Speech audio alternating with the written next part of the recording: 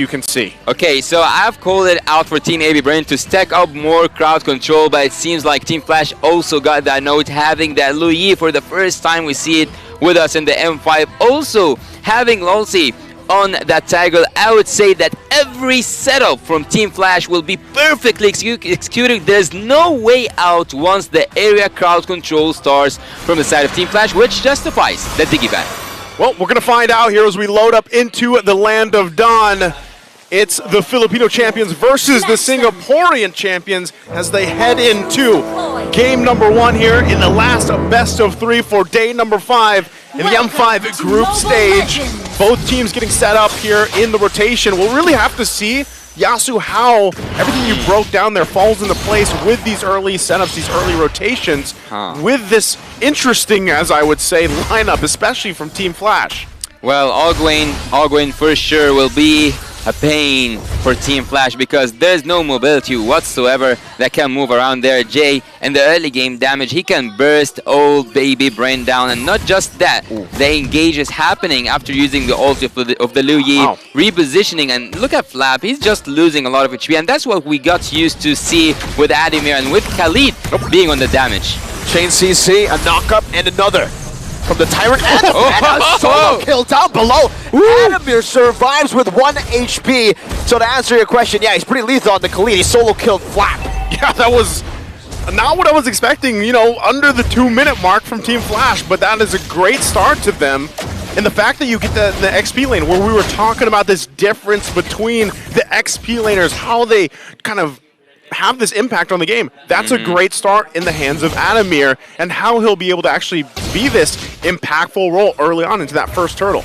Well, breaking down the draft even more, I cannot help but to wonder what will happen when we see the next turtle. What will happen in the objectives generally and the neutral objectives especially, because having that heavy spin, also having Hades on the Guinevere, will make both these junglers immune when it comes to taking that retribution down. Let's see together what's going to happen. In the bot lane, everything now is settled because Ademir has drawn the line for Flap.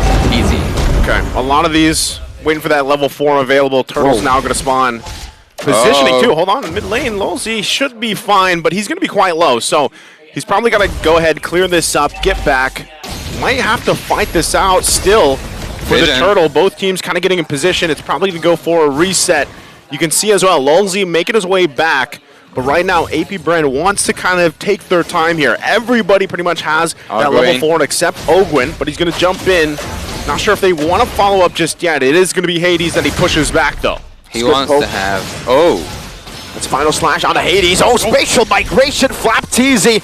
Another sacrifice. Kyle should be able to secure it. Few is the one who does. Kyle Teasy, an uncharacteristic miss, but it was forced out of him by Hades. Blinded by the colors, Flap TZ goes down once again. Repositioning right now. Lolsey was missed in that team fight, and also not to mention that Hades was prevented from moving and using his mobility once Ogwin jumped on him.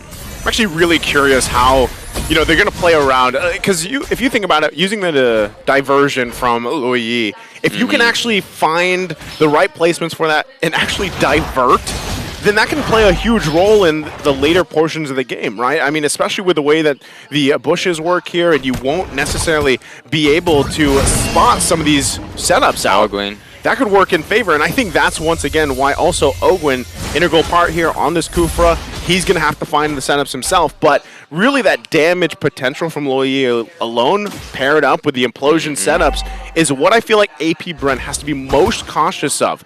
Not only that, but the fact that you have like kind of this layered opportunity, right? Whether it's Ademir, whether it's the spatial migration from Hades, there's so many things that they also have to be concerned about, whereas they're trying to build up time, especially here in the hands of Super Marco. We've seen him pick up this Claude. How's the items looking real quick, though? I'll speak of the items right now in a bit, but let me just say that Team AB Bren should also be concerned of the late game groupings and also the early game groupings, because this is the moments that Jay will shine the most. And speaking of that, the defense should be quite easy for Team Flash because everyone will be just stacked up when it comes to defense against Team Flash. Not just that, Having the Beatrix will change a lot. Oh, this is a transition here. And speaking of the items, real quick, it looks really good for Super Marco. Everything is safe so far, I would say. So the Demon Hunter Sword is coming, but I think he's gonna go out.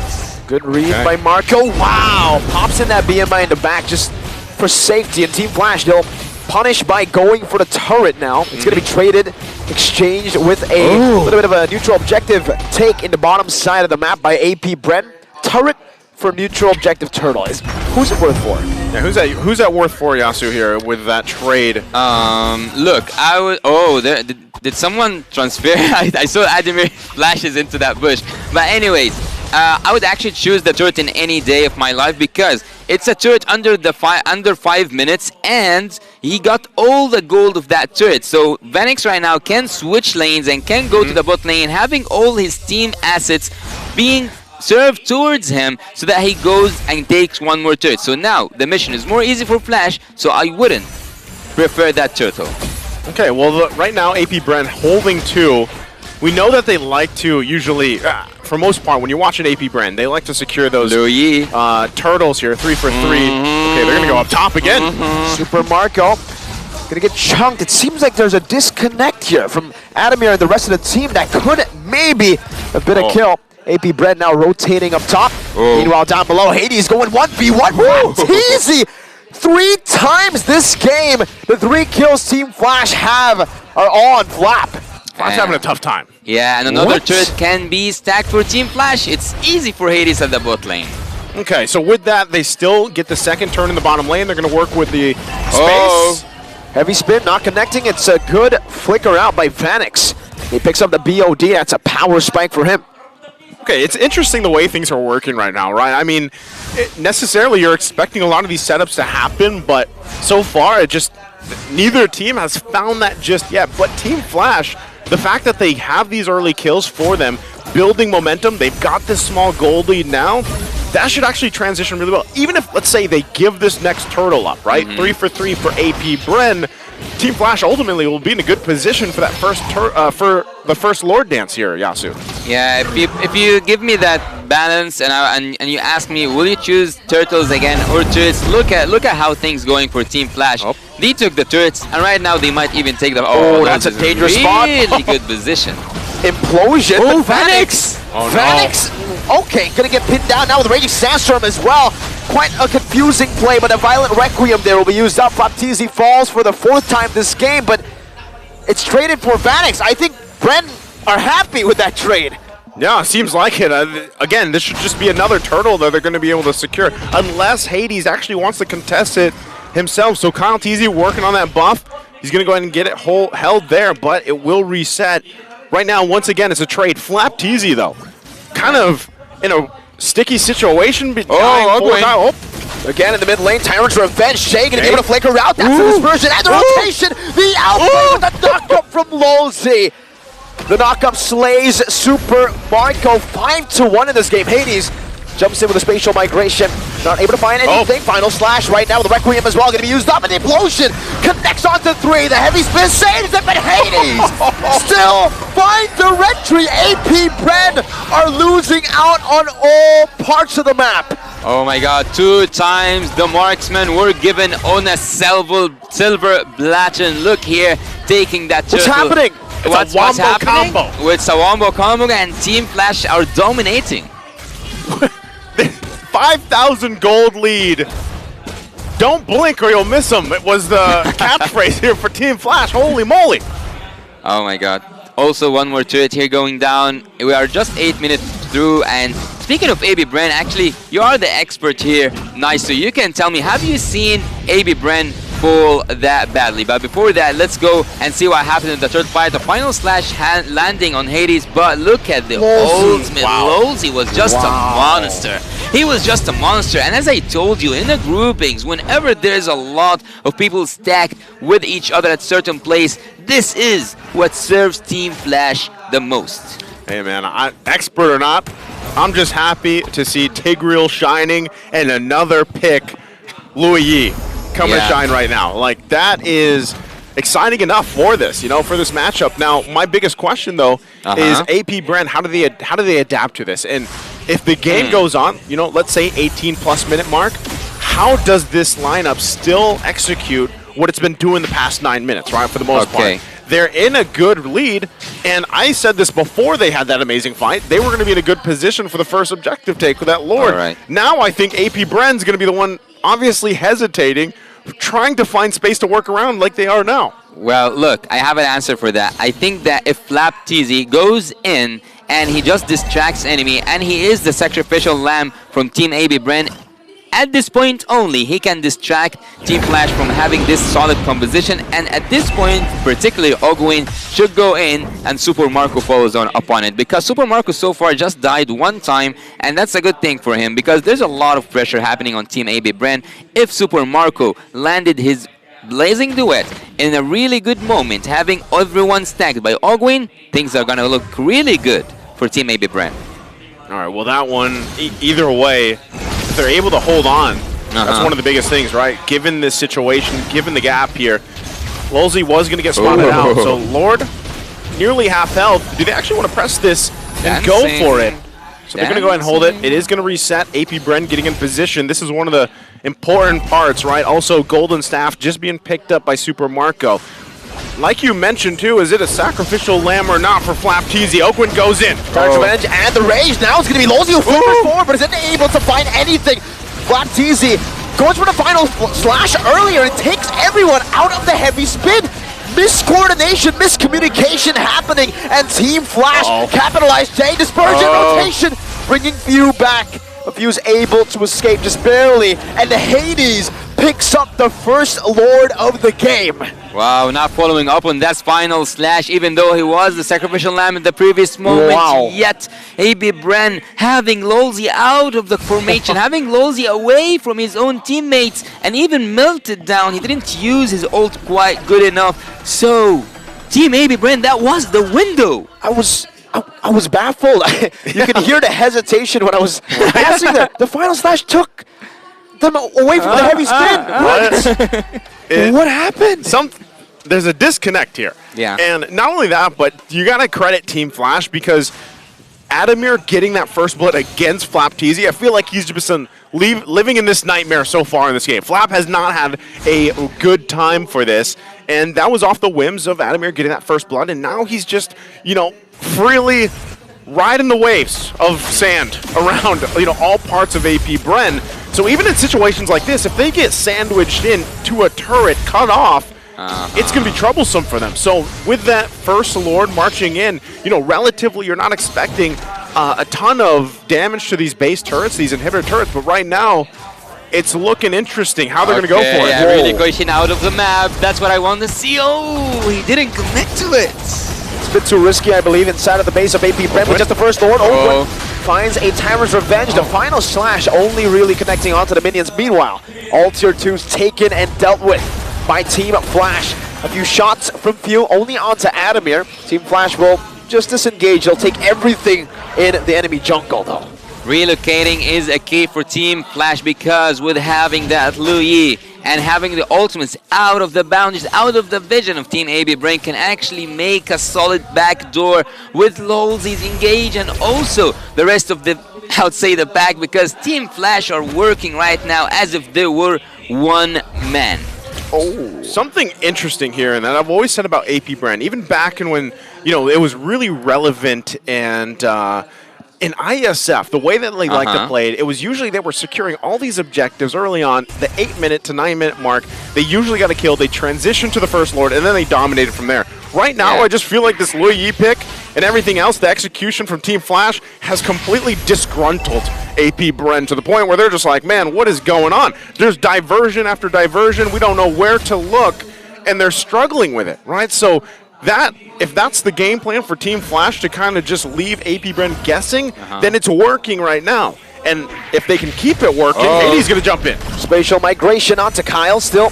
He's able to dash out quite easily out of that one. Well, speaking of where to look, actually I've just have a quick look at the itemization coming from Kyle TZ. He doesn't have the gold enough, I would say. Half items coming from the side of the Akai, and he is 3K behind. And 2 levels Hades. down as well. Yeah, that's a gap to talk about. Bro, this is not what you usually see from this team. Well, right now, again, diversion is something, Louis is not something we usually see, but it's working wonders right now for Team Flash. And this is another Lord that could just go in the hands of Team Flash. For free, Bennett's Rage comboed in. Hades used the red tree. That's perfect calculation. You might say, hey, it should be going to the jungler. No, as long as it goes to Team Flash, it's a win. Okay, so Yasuo, since that's another Lord in the hands of Team Flash here, how's the defense looking? How's the high ground and everything else for AP Bren to defend against this next Lord marching on the top? We have spoken a little bit about Team Flash when they go to defense, but they don't look like they are going to defense anytime soon. AB Bren, if we look at them, they have the crowd control. They can push the minions away. They can make a little bit of a mess, I would say, in terms of the final slash. But is the clearance enough? I don't think so. I wouldn't recommend having a Claude to rely on in the defense phase. But that's what we have, or that's what Team AB Bren have, and that's what they should work with.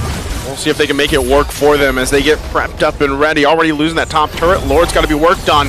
Let's see if they put the pressure here in the mid lane.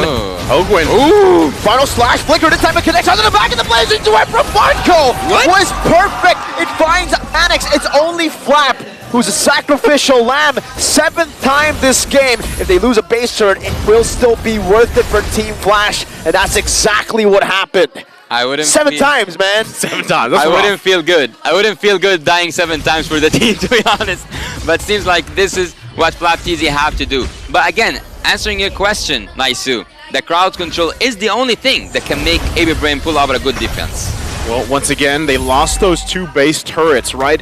We talked about this a little bit even last series. Oh, with relocation. Onyx. Oh, dive. Okay. Relocation. They're going to go up top. This is dangerous. Go find Marco. Oh, okay, he knows. That's how you do it. That's how you utilize the jungle creeps, man. Good check. Spot it out, right? So, going back to it, FlapTZ, I feel like at this point in the game, you just got to do that. If you can get, who cares about the KDA at this point, right? Yeah. All he has to do is get a good final slash off. That would turn the tide of some of these fights because so far, Super Marco's actually done a pretty good job farming up, getting to where he needs to be on this Claude, given the situation, given the fact that they are down quite a bit of gold at this point. So if they're able to find some type of setup here, that could be a problem for Team Flash, and things could quickly flip over. But that's why you see them really trying to find moments here. Ogwin, even himself, looking for where is the... What? Oh! That's a flicker implosion. Ogwin has tough boots. I'm not too sure if that was the right target. Ogwin now going onto the tank as well. Whoa, good final slash, no follow-up just for now. Lolzy going to be chunked very low, but a BMI gets Super Marco all the way back. It was almost that immortality taken out by few. But for Team Flash, they'll just disengage. Adamir opens up that bush, spotting CalTZ in the mid lane. Going to be taken down. Heavy spin. Adamir Hades is a violent requiem, and is instantly followed up with a dispersion. Not enough damage, but it's enough right now. Ogwin still able to survive. Jay in the back. Oh my god. He goes in all alone. 1v5. Jay, you're a mage. You're not an assassin. He gets the winner in time, but what was that? That was a bad decision. That was a bad decision by Jay, and this was the window for Team AB. No. Did you see the amount of ultimates wasted by Team Flash in this team fight? That's when you want to feel like a hero moment, you know? It doesn't work out. So now with that, as I was just saying earlier, a moment can flip this game around. And AP Bren right now is going to go ahead and dominate this side of the Lord. Oh my god, AB Bren are looking good on this Lord. They will take that sec. Oh, it's not...